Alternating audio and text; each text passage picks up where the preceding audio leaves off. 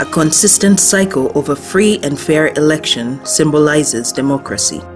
An electoral process that is free of violence enhances tolerance, citizens' participation in dignity and respect for one another. To accelerate and sustain development, peace is paramount. The women of Uganda therefore demand that all presidential candidates publicly denounce violence in word and action. All political actors call for peace and unity across the political divide in the 2016 elections.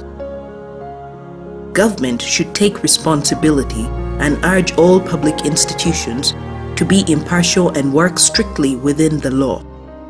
The youth must desist from being lured into illegal militias or vigilante groups. This call for peace is brought to you by the Uganda Women's Network, UONET.